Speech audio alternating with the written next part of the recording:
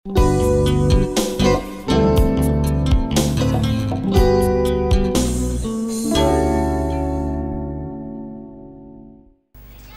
Žemaitės viešosios bibliotekos darbuotojos minėtomos rašytojos Žemaitės 160-asias gimimo metinės birželio 8–10 dienomis kvietė į renginį 3 dienos su Žemaite.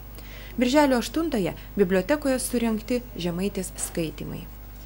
Renginio pradžioje visus pasveikino rajono savivaldybės administracijos kultūros ir sporto skyriaus vedėjas Algis Krutkevičius, kuris sakė, jog džiaugiamės, kad vis atsiranda žmonių prisiliečiančių prie kaimo likimo, o tokie susitikimai su Žemaite duoda vis naujų pamastymų ateičiai.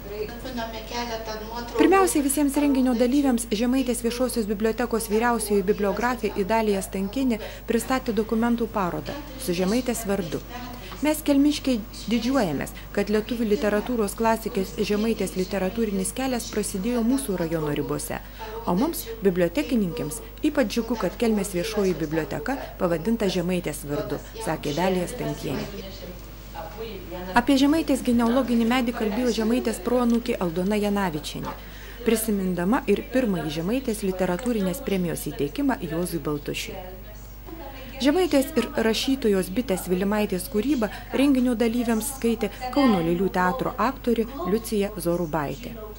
O renginyje dalyvavusi Bitė Vilimaitė, kurios kūryboje tapomas rašytojos Žemaitės portretas nuo gyvenimo Ušnėnuos iki Marijampolės, pasidalino savo mintimis apie moksleivių, studentų interpretacijas Žemaitės kūrinių tematiką.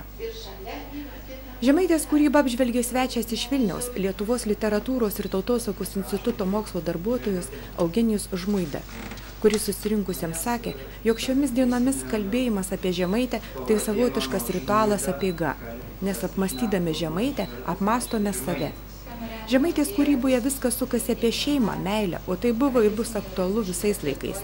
O kad Žemaitės kūrybos pasaulyje blogiausiai jaučiasi moterys, sakė svečias, tai manau, jog pateikdama realų gyvenimo vaizdą, Žemaitė savotiškai maištauja.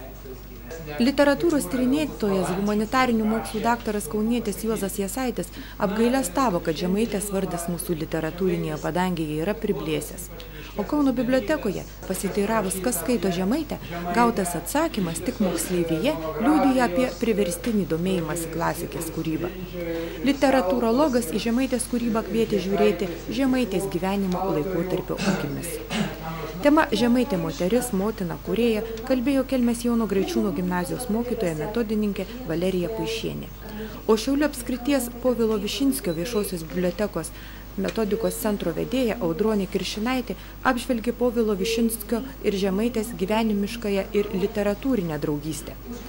Pranešėja į susitikimą atsivežė knygą iš bibliotekos fondų.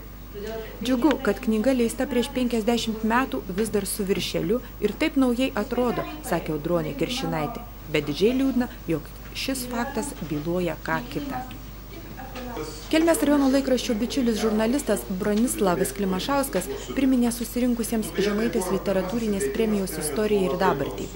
Įsteigta lygiai prieš 40 metų, įteikta po metų 1966-aisiais, ši premija buvo viena pirmųjų literatūrinių premijų Lietuvoje, sakė Bronislavas Klimašauskas. Kas tas pirmasis sumanytojas, sunku pasakyti, sakė pranešėjas, bet garbė priskiriama žurnalistui Albertui Laurinčiukui, tuometiniam partijos centro komiteto skyriaus vedėjo pavaduotojui. Renginys 3 dienos su Žemaite skirtas rašytojos Julijos Žymantienės Žemaitės 160-osiams gimimo metinėms, tai projektas, kurį remia Lietuvos kultūros ministerija, sakė projekto autorė Nijolė Kančauskienė. Vykdant šį projektą birželio 9-ąją po literatūrinės valandėlės Žemaitės viešojoje bibliotekoje skaitytojai vaikai vyko į Žemaitės memorialinį muziejų Bukantėje.